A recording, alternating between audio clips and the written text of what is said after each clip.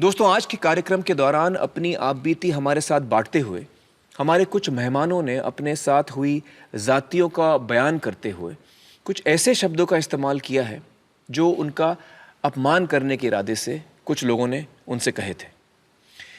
ये सदियों से हमारे समाज में चली आ रही कुरीतियों को दिखाते हैं, समाज के एक तबके के साथ हो रही ज़्यादतियों को दिखाते हैं, उनके दर्द को दिखाते हैं।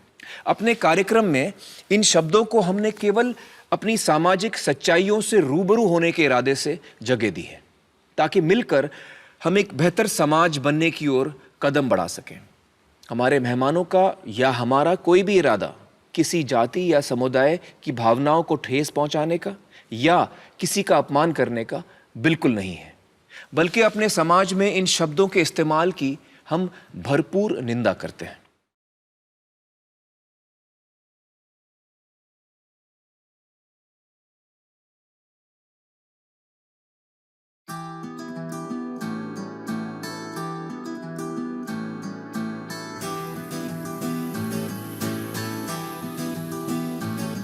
तेरा रंग ऐसा चढ़ गया कोई और रंग ना चढ़ सके।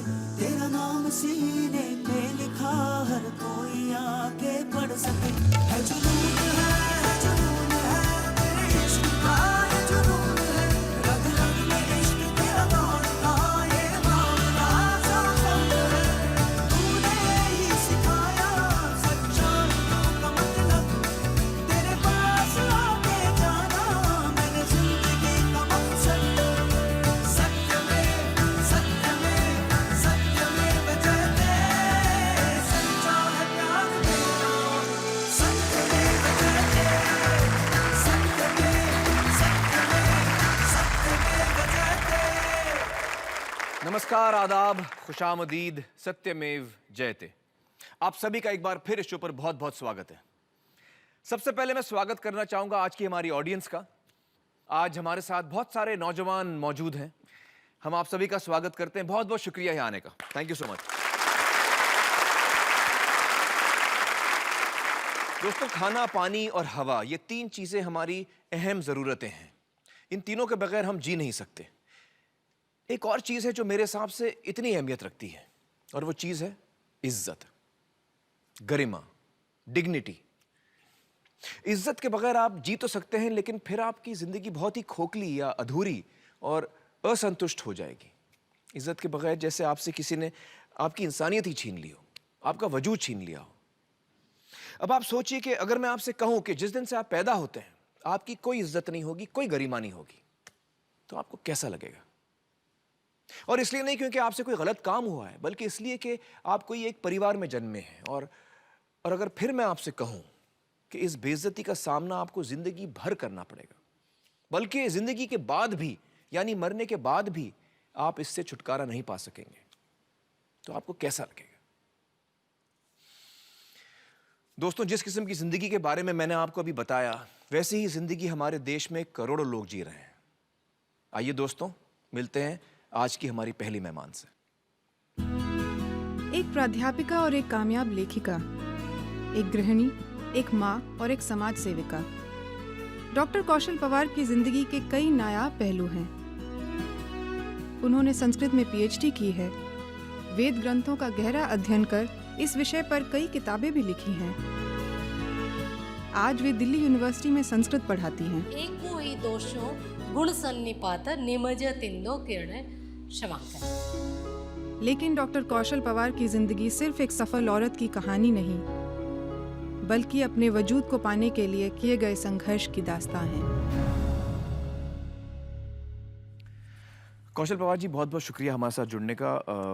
आप जिस मुकाम पे पहुंच पाई हैं, वहाँ पर बहुत कम, हम में से बहुत कम वहाँ तक पहुँच पाते हैं। आप संस्कृत में पीएचडी हैं, आपने डॉक्टरेट पाई है, आप पढ़ाती हैं संस्कृत दिल्ली यूनिवर्सिटी में। मुझे बताइए कि यहाँ तक पहुँचने का जो आपका सफ़र था, उसके बारे में हमें कुछ बताइए। सर, एक्चुअली मैं हरियाणा के ऐसे पिछड़े हुए गांव से हूँ जहाँ दलित समुदाय में पढ़ने का अधिकार के साथ साथ अवसर भी नहीं है। मेरे माँ और पिताजी दोनों ही अनपढ़ हैं, अशिक्षित रहे हैं, लेकिन पिताजी ने इतनी सारी चीज़ें सामना की हैं सोसाइटी में, उनको लगा कि अगर मैंने ऐसे ही अपनी ज़िंदगी अपने बच्चों को भी दी, तो शायद मेरा बच्चे का पैदा करने का या उनको मैं वो नहीं बना पाऊँगा, जो मैं नहीं बन पाया। तो मेरे पिताजी ने हमेशा ये चाहा, हम पिताजी नहीं बोलते थे, चाचा बोलते थे। अच्छा। तो चाचा हमेशा चाहते थे कि हम खूब पढ़ें। जी। इसमें पूरा का पूरा सफ़र बहुत सारी असुविधाओं से, बहुत सारे उत्पीड़न से, बहुत सारी चीज़ों से मतलब जूझते हुए यहाँ तक पहुँचा। मुझे आज भी याद है मेरे स्कूल में क्योंकि हरियाणा के सरकारी स्कूल में मैं थी, उनमें मटका पानी का भर के लेके आते थे और वो मटका क्लास में रख दिया जाता था। और क्योंकि मैं वाल्मीकि समुदाय से संबंध रखती हूँ, जी। और मतलब सभी क्लास में सारे पानी पीते थे, लेकिन हमें नहीं पानी पीने दिया जाता था, क्योंकि हम उनके घरों में काम करते होते थे, झाड़ू लगाते थे, मैला उठाने वाला ऐसा गंदा काम उनके अनुसार करते थे, तो वो पानी वो खुद पिलाया करते थे हमें डाल के। आपको अधिकार नहीं था कि आप पानी ले। हम अपने आप अपने हाथ से नहीं ले सकते थे। मुझे आज भी याद है हमारे यहाँ वर्दी पहनने के लिए थी स्कूल में, यूनिफॉर्म, हाँ। यूनिफॉर्म थी, गुलाबी कमीज, सफ़ेद सलवार और सफ़ेद दुपट्टा। लेकिन दलित एससी जिसको संबोधित किया जाता है, उसमें जितने भी हम स्टूडेंट थे, हमें यूनिफॉर्म स्कूल से मिलती थी। अच्छा। वो ब्लू कलर का होता, नीला, नीले फीका रंग का। नीला, बल्कि और दूर से पहचाने जाते थे बच्चे कि ये दलित कम्युनिटी के बच्चे हैं। अच्छा। मुझे जब ये वर्दी का कपड़ा जो मुझे मिला, मैंने एक दिन ऐसे ही कहा टीचर को, मैंने कहा सर मास्टर जी, जब आपको कपड़ा ही देना है तो आप हमें सफ़ेद दे दीजिए या पिंक दे दीजिए। आपने कहा है सर? तो मास्टर जी ने मुझे बहुत ख़राब शब्दों में तुरंत ये कहा, अच्छा अब तेरे से पूछना पड़ेगा मुझे कि कौन से कलर का हमें देना चाहिए, कौन सा नहीं। एक बार मैं इसको बल्कि बहुत मुश्किल से बता पाती हूँ।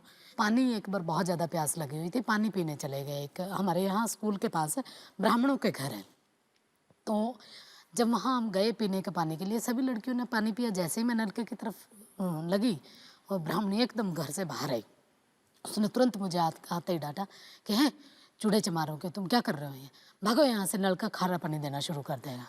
इतनी बुरी तरह से मतलब बोला, मतलब एकदम ठेठ, जो एक सीधा कास्टिज्म का जो बनता है। तब मुझे लगा कि कुछ है अलग जो इस वर्दी की वजह से है। मतलब अदरवाइज़ तो किसी को क्या पता कि मैं कौन सी कम्युनिटी की हूँ। तो मुझे बड़ा गुस्सा आया, मैं घर गई, मैंने फटाफट अपना बस्ता फेंका और एकदम बंद कमरे में जाके बैठ के खूब रोई। तो मेरे चाचा मुझे बहुत प्यार करते थे, तो आए वो, उन्होंने कहा क्या हो गया? तो मैंने कहा आज के बाद मैं ये वर्दी पहन के नहीं जाऊँगी, इस वर्दी को या तो जला दो या फेंक दूँगी, मैं इस वर्दी को नहीं पहनना। तो मेरे चाचा पूछे बार बार कि क्या हो गया, मैंने उनको फिर पूरा बताया। तो मैंने मेरे चाचा से पूछा, उस एज में भी मान लो मैं पी लेती ये पानी, तो सच में खारा पानी देना शुरू करता है ये नल का? तो मेरे पिताजी ने कुछ नहीं कहा, बस ये कहा कि कुछ नहीं बेटा, मैं तुम्हारे लिए सफ़ेद कपड़ा लेके आऊँगा वर्दी का, और तुम उसको पहन के जाना। और मैंने फिर भी दोबारा जिद की, मगर मेरे को बताओ। तो मेरे पिताजी ने फिर कहा कि बेटा मेरे को भी नहीं पता, बस ये डोल बनाई हुई है। डोल मतलब पार्टीशन एक तरह से, ऊंची कास्ट का और नीची कास्ट का। पता नहीं किसने बनाई, मैंने पूछा किसने बनाई, बस उन्होंने उस वक्त छोटी सी एज में ही मुझे ये कहा कि तुम ही पता करना कि किसने बनाई है। अच्छा, ऐसा कहा उन्होंने कहा। और उस दिन की वर्डिंग और उस मतलब जो बात हुई थी हमारे बीच में, मुझे आज भी याद है। जो सबसे ज़्यादा आगे बढ़ने के लिए मेरा प्रेरणा का शब्द बना, सिर्फ इन्हीं चीज़ों को तलाशने करने के लिए कि क्या वाकई ये व्यवस्था आदमियों ने बनाई या परमात्मा नाम की कोई चीज़ रही होगी उसने बनाई है। किसी ने तो बनाई होगी। अगर भगवान ने बनाई है तो भगवान ने हमें क्यों ऐसा बनाया? मुझे आज भी याद है, मैं क्लास में जब भी मतलब जाती थी, मेरी वर्दी पे चिकनी उसके छींटे लगे होते थे और मक्खियाँ भिड़ बना रही होती थी। और उसके पीछे का कारण क्या था? खाने के लिए सब्जी तो होती नहीं थी, तो लस्सी मांग के लेके आया करते थे पड़ोस में से। तो लस्सी लेने के लिए जाते, तो मैं वर्दी डाले हुए होती थी जैसे स्कूल की, वो डालते, वो कहती यहाँ रख दे, तो नीचे रखवाती डोलू को, और वो ऊपर से ऐसे लस्सी फेंकती, और वो फेंकती वो डोलू में कम, कपड़ों पे ज़्यादा लगती, उससे भिनभिनाहट होती। और इसको जब मैं मतलब मैंने जब धर्मशास्त्रों को जब पढ़ा, तब मैंने देखा कि इसके पीछे कारण क्या था। क्या? क्योंकि ऐसे मतलब पूरा शास्त्र हमारे ये बताते हैं कि इन लोगों को इस तरीके से रहना चाहिए कि इनके कपड़ों में से बदबू आए। उनको नया कपड़ा पहनने का अधिकार नहीं है, उनको जेवर पहनने का अधिकार नहीं है, वो उनको हमेशा झूठन खानी है, हमेशा दूसरे के दिया हुआ खाना, उनके उस पर उनको जीवित रहना है, अपने आप से कुछ नहीं लेना। आर्थिक रूप से हम लोग बहुत कमज़ोर थे। लेकिन ये रहा कि पिताजी को हमेशा मैंने हँसते हुए देखा। उनके पास खाने के लिए अगर कुछ नहीं होता था या हमें खिलाने के लिए कुछ नहीं होता था, तभी उनके चेहरे पे कभी सिकन तक नहीं आई। हमेशा हँसते रहा करते थे और ये कहते, कोई बात नहीं, अभी आ जाएगा, थोड़ी सी देर में, शाम तक ले आऊँगा। और मतलब मुझे आज भी वो दिन याद है कि हम स्कूल से जब लौटते थे, घर में कुछ नहीं होता था, सब्जी या कुछ ऐसी कोई, इवन चटनी तक नहीं होती थी खाने के लिए। और आपको मैं बताऊं कि हम खाना कैसे खाते थे स्कूल से आने के बाद। पानी में चीनी डालते, मीठा पानी बना के घोलते उसको अच्छे से, मीठा पानी बना के, तो हम लोग उस मीठे पानी से रोटी को गटका करते थे। मुझे आज भी याद है कि मैं मेरी ताई के साथ दूसरे के घरों में मतलब मैला उठाने के लिए जाया करती थी। स्कूल में जब मैं पढ़ती थी, एक बार मैं मेरी ताई जी के साथ गई। मुझे नहीं पता था कि जिस घर में मैं काम करने के लिए जा रही हूँ, उसी घर की लड़की, ब्रजेश नाम है बल्कि उसका, तो मुझे नहीं पता था ये ब्रजेश का घर है।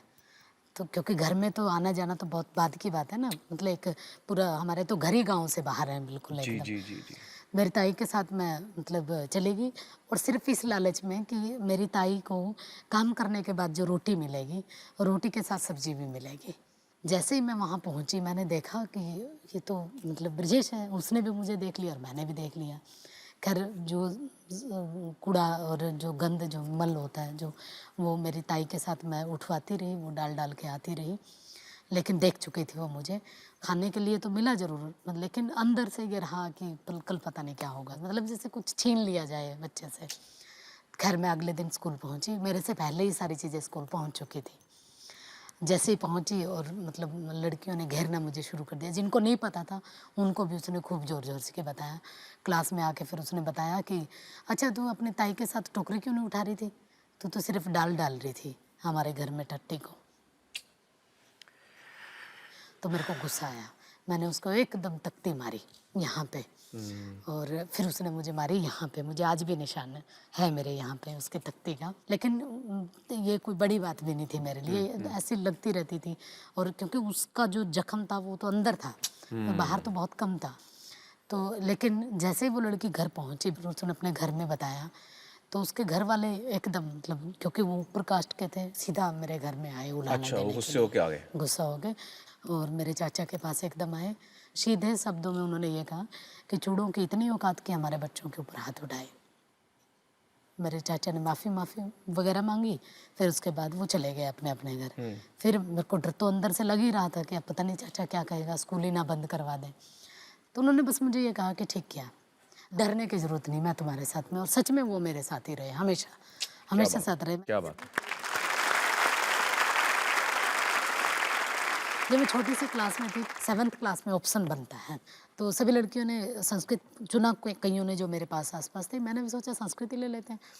जैसे मैं पहुंची, मेरे जो स्कूल टीचर थे, उन्होंने कहा नहीं, तुम क्या करूँगी इसको पढ़ के, और वैसे भी तुम लोगों को तो पढ़ना तो है नहीं कुछ, हमारे ही घरों में जाके झाड़ू पोछा लगाना है, कूड़ा उठाना है, गंदगी साफ़ करनी है, ऐसे कि कहा हो गया, उन्होंने? बहुत हो गया, ऐसा कहा उन्होंने। मैं असल में, मुझे ना जो चीज़ मेरे को मना कर दी जाती है, उसमें मुझे ये रहता होता है कि मेरे को यही करनी है, चाहे मुझे ना भी आती हो तब भी। मैंने कहा नहीं, अब तो मुझे यही पढ़नी है। आपके मास्टर जी किस समाज के थे? मेरे मास्टर जी पंडित जी थे। बहुत सारी चीज़ें ऐसी चलती रही, ये स्कूल का है पूरा। फिर कॉलेज में मुझे आज भी याद है, मेरे ताऊ जी ने जब कहा कि बाहर लड़की को भेजेगा मेरे दादे का नाम लेके कि इज्जत चली जाएगी, तब मेरे पिताजी ने जो कुछ कहा था, मैं वहीं थी। मेरे ताऊ जी को सीधा ये कहा था, इतना प्यार करते थे जिनको वो, कि मुझे जो मर्जी कहे, लेकिन मेरे चांद के बारे में नहीं। ऐसा न कहो। जो भी फैसला करेगा मैं और मेरा चांद करेगा, इसमें बोलने का किसी को भी कोई अधिकार नहीं, चाहे वो कोई भी चाहे। ऐसे करते करते फिर कॉलेज पहुंची। कॉलेज में पहुंच के 60 किलोमीटर दूर कॉलेज था, बस में हम लोग आया जाया करते थे। बड़ा मुश्किल था एक तरह से, लेकिन ये था कि मैं, मेरे पिताजी, मेरी माँ, हम दोनों तीनों सारे दिहाड़ी मजदूरी किया करते थे। दिहाड़ी मजदूरी का मतलब मजदूरी क्या होता है? दिहाड़ी जो क्या जैसे सड़कों पे काम करते हैं, अच्छा, डेली वेजेस जिसको डेली कहते हैं। वेजेज जिसको हाँ, बोलते लेबर, हैं, ये हाँ। करना लेबर एक तरह से। मैं जैसे बजरी बिछाने का काम करते थे, टोकरी लेके जाने का। एक सबसे बड़ी बात ये थी कि जिस कॉलेज में मैं पढ़ती थी, उसी कॉलेज पे बाई चांस एक बार सड़क का काम बनना शुरू हुआ। और दिहाड़ी हम लोग लगे हुए थे ही, लेबर में थे। जैसे ही लड़कियां निकली उन्होंने तुरंत ये कहा, अरे अरे देखो देखो कौशल काम कर रही है, कौशल दिहाड़ी कर रही है। और जानबूझ के आके उन्होंने कहा, अरे तुम कॉलेज नहीं आई आज, 3-4 दिनों से कॉलेज ही नहीं आ रही, इसलिए नहीं आ रही थी कि तुम्हें दिहाड़ी करनी पड़ रही है। लेकिन मेरे पिताजी ने मुझे हमेशा अपने काम के ऊपर फ़ख्र करना सिखाया वाह कि अगर काम सही है तो उस पर फ़ख्र करो, वाह। वो चाहे दिहाड़ी करने का काम हो या कलम चलाने का हो। और पढ़ते हुए भी मुझे मेरे ऊपर गर्व करते थे और दिहाड़ी करते हुए भी। यहाँ पर मैं आपको उनका नाम पूछना चाहूँगा, आपके पिताजी का नाम बताइए हमें। मेरे पिताजी का नाम जयपाल था। जयपाल जी, वाह क्या बात है। फिर ऐसे ही काम करते करते मैं पढ़ी, मतलब ग्रेजुएशन कंप्लीट हो गई। फिर मुझे कुरुक्षेत्र यूनिवर्सिटी से पोस्ट ग्रेजुएशन करनी थी। एमए के लिए पहुंचने के टाइम में ये मुझे पता था कि बहुत महंगा होगा, तो मैंने सोचा कि कुछ दिन नानी के यहाँ रह लेती हूँ। नानी के साथ कुछ दिन रही। मेरी नानी भी मैला उठाने का काम करती थी, तो मैं भी मेरी नानी के साथ काम पे जाया करती थी एमए के दौरान। उसी से रोटी मिलती थी, वो रोटी हम खाते पढ़ते, ऐसा चल रहा था। फिर मैंने अपनी पोस्ट डॉक्टरेट जो की है वो जेएनयू से की है, जवाहरलाल नेहरू विश्वविद्यालय। जेएनयू का एक बहुत दिमाग में एक बना हुआ था कि बहुत बड़ी यूनिवर्सिटी है, बहुत मतलब वहाँ का डेमोक्रेटिक माहौल है, सारी चीज़ें हैं। लेकिन वहाँ जब मैं पहुँची हॉस्टल में, वहाँ भी ऐसे ही है। मेरी रूममेट जो मतलब ब्राह्मण थी, उसने कोई भी कसर ऐसी नहीं छोड़ी कि जिससे मैं यूनिवर्सिटी ना छोड़ पाऊँ। इतना टॉर्चर करती थी, बिल्कुल मतलब हर तरह के तरीके वो अपनाती थी, एक से एक। और हद तो तब हुई जब उसने मुझे हॉस्टल से बाहर निकालने की कोशिश की। वही चाहती थी कि मैं उसका रूम छोड़ दूँ। लेकिन खैर लास्ट में उसने मुझे जाते जाते ये कहा कि एक भंगी के साथ रहने से अच्छा है कि मैं इसको मतलब अब मैं ही रूम खाली कर दूँ। तो जेएनयू में भी, दिल्ली में भी आपको ऐसी चीज़ों का इसी सामना करना तरीके से, मतलब आप ये देखिए ना, हॉस्टल में इस तरीके से हो रहा है। और फिर उसके बाद इससे कई गुना कड़वा सच जब मैंने सुना, जिस बेंच पे मैं बैठती होती थी, ये कहा जाता था कि अगर जिस दिन किसी को ये पता लगा कि कौशल की ये कम्युनिटी है, जिस बेंच पे ये बैठती है, उस बेंच को हवन से शुद्ध करवाना पड़ेगा, उसको धोना पड़ेगा। और ये बात मैं ही सिर्फ नहीं जानती, मेरे गाइड भी जानते हैं। मैंने मेरे गाइड को सामने आके बताया कि ऐसे ऐसे करके एक स्टूडेंट मेरे बारे में ये कह रहा है। उस दिन के बाद मुझे लगा वाकई कि जेएनयू में आने का भी कोई फ़ायदा नहीं हुआ। उस दिन मैं वाकई जेएनयू छोड़ने का विचार किया। लेकिन बस पिताजी ने मुझे जाते जाते भी एक ही बात कही थी कि तुम्हें कोई कुछ भी कहता रहे, बस अपनी लाइन से नहीं हटना। अगर तुम अपनी लाइन से हटी तो कुछ नहीं कर पाओगे। कौशल जी, मैं यहाँ कहना चाहूँगा, काश हिंदुस्तान में सारी बच्चियों को आप जैसे आपको पिता मिला है, उस जैसा पिता मिले। ये तो मुझे मतलब मैं ये कहूँगी कि हर बेटा बेटी को ऐसे ही माँ बाप मिलने चाहिए। और आज मैं ये भी कहूँगी, आज यहाँ पहुँच के हर माँ बाप को बेटी भी ऐसे ही मिलनी चाहिए। इसलिए क्योंकि आज मैं जो कुछ हूँ, अगर मेरे पिताजी मुझे वो ललक पैदा नहीं करते मेरे अंदर, तो मैं यहाँ तक नहीं पहुँचती। और मुझे अपने आप पे गर्व इस बात का है कि मैंने आज सब कुछ किया है वो जो मेरे पिताजी ने चाहा था। बस फ़र्क इतना है कि मैंने जिसके लिए किया वो आज नहीं है। अभी भी मतलब जब मेरा दिल्ली यूनिवर्सिटी में अपॉइंटमेंट हुआ, तो जहाँ ज़िंदगी का सबसे खुशी वाला मेरे लिए दिन था, एक अपने अपने आप को साबित करने वाला दिन था। लेकिन मेरी अपनी बदकिस्मती कहें या फिर मेरा उनका साथ यहीं तक था, वो नहीं थे मेरे पास। बस आज जो है कमी वो यही कि आज काश अगर पिताजी होते तो एक बार ज़रूर ये कहते कि उन्होंने जो कुछ किया था मेरे लिए, मैंने उसको ज़ाया नहीं गया, बल्कि मैं आपसे बताऊंगा कि जहाँ भी हैं वो इस वक्त आपको देख रहे हैं, इस बात का पूरा एहसास उनको ज़रूर यकीनन है। लेकिन मैं सिर्फ इसमें ये कहूँगी कि कास्ट का फैक्टर, ये जो अछूतपन का जो है, इतना भयानक है कि आप इसको कहीं तक भी ले जाइए, सामने ही मिलता है। इवन यहाँ दिल्ली यूनिवर्सिटी में रहते हुए भी आज भी वही स्थितियाँ हैं, आज भी ऐसे ही व्यवहार होता है जो उस 5वीं 4थी क्लास के बच्चे के साथ हुआ करता था। लेकिन उसका तरीका बदल चुका है। छोटी सी चीज़ मैं ये बताना भी चाहूँगी, अभी मैं तो यूनिवर्सिटी में प्रोफेसर लग चुकी हूँ दिल्ली में। मैंने वहाँ रेंट पे रूम लिया, उनको मैंने बता भी दिया था सीधा सीधा कि मैं दलित कम्युनिटी से हूँ। उसने तब कुछ नहीं कहा। मैं हर रोज़ थोड़ा सा लेट आती थी, क्लासेज होती थी। एक दिन बाई चांस मैं थोड़ा सा पहले आ गई। मैंने देखा मेरी माँ झाड़ू लगा रही है आंगन में, जो हमारा नहीं था, वो तो मकान मालिक का था जिसका घर मतलब हमने रेंट पे लिया हुआ था। तो मैंने कहा ये किसने कहा तुम्हें करने के लिए? उसने कहा कि वो बोल रही थी ऊपर वाली। मेरे को इतना मकान मालिक। गुस्सा आया, मकान मालिक।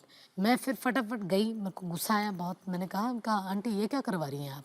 उसने कहा कि ठीक है काम तो करना ही पड़ेगा, चाहो तो कमरा खाली कर दो। काम तो मैंने करना कहा ही ठीक पड़ेगा है। मतलब? तो फिर मैंने अगले दिन ही रूम खाली कर दिया। फिर मोहम्मदपुर में आई, वहाँ भी ऐसे ही हुआ। फिर किशनगढ़ में आई, वहाँ भी ऐसे ही हुआ। मतलब किशनगढ़ वाले में तो बल्कि ऐसे हुआ कि हमने सफेदी करवाई उन्होंने दोबारा उस घर में जिसमें हमने छोड़ा। मतलब एक भी चीज़ ऐसी नहीं छोड़ते जिससे ज़रा सा भी मतलब हम अपने आप को ये माने कि हम इंसान हैं। कौशल जी, ये हमारी कमज़ोरी है और ये हमें हमारी सोच बदलने की बहुत ज़रूरत है। और मुझे बड़ी उम्मीद है हमारे यंगस्टर्स से, हमारे नौजवानों से कि वो इस पे ख़ास ध्यान दें और सोचें। और मैं यही कहना चाहूँगा कि अगर मैं ये सोचूं कि पैदाइशी तौर पे मैं आपसे बड़ा हूँ तो मुझ में कोई मानसिक बीमारी है, तभी मैं ऐसा सोच सकता हूँ। कौशल जी, मैं आपसे कहना चाहूँगा कि आपने अपनी ज़िंदगी में बहुत हिम्मत दिखाई है। बहुत बहुत शुक्रिया यहाँ आने का। और मैं आपको सलाम करता हूँ। और आपके पिताजी जिन्हें आप चाचा कहते थी, उनको हम याद करते हैं और हमारी दुआओं में हमेशा याद करेंगे। बहुत बहुत शुक्रिया हमारे साथ बातचीत करने का।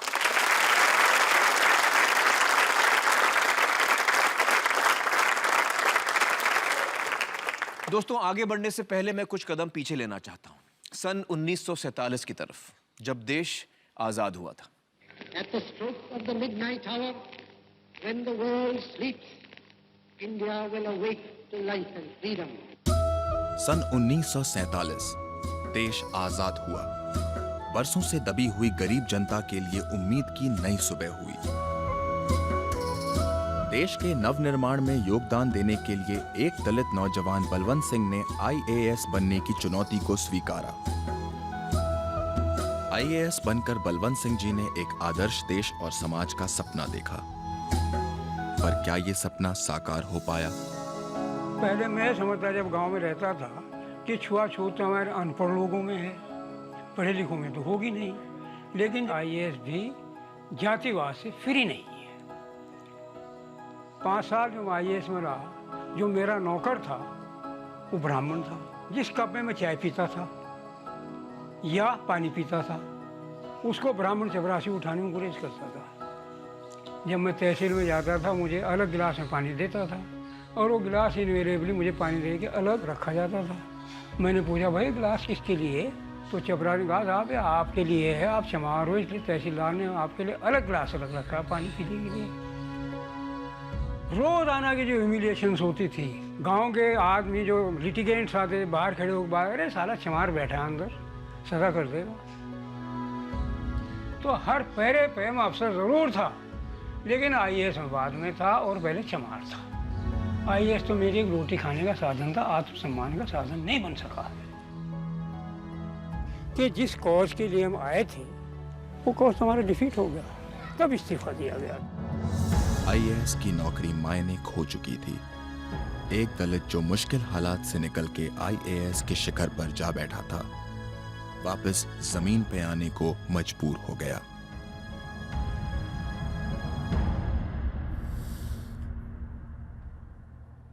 दोस्तों, बलवंत सिंह जी ने IAS से इस्तीफा दिया सन 1962 में। तो इस बात को करीबन आज 50 साल हो चुके हैं। 50 साल बहुत बड़ा वक्त होता है।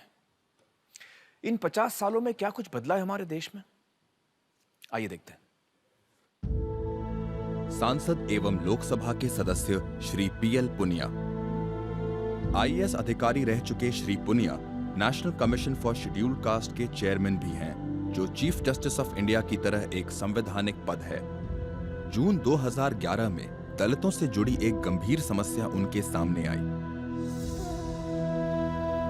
उड़ीसा में चिलिका झील के किनारे बसे रानपाड़ा गांव में काली मां का प्राचीन मंदिर है।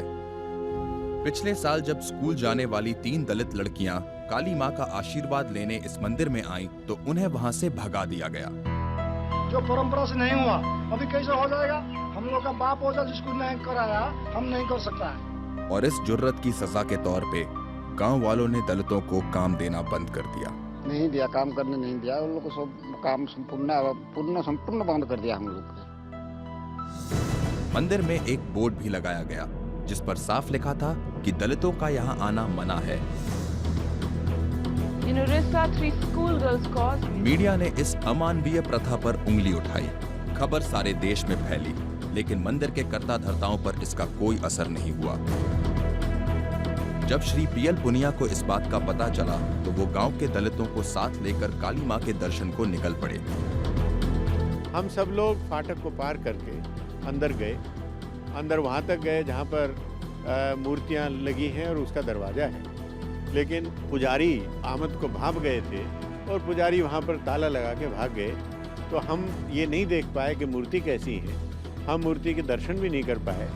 मंदिर के संचालकों को इस बात से कोई फर्क नहीं पड़ा कि श्री पुनिया देश के इतने ऊंचे संवैधानिक पद पर नियुक्त थे।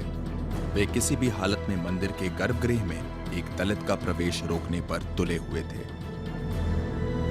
महत्वपूर्ण नहीं है कि हम मूर्ति को देख सके कि नहीं, महत्वपूर्ण ये है कि ये प्रथा आज भी मौजूद है।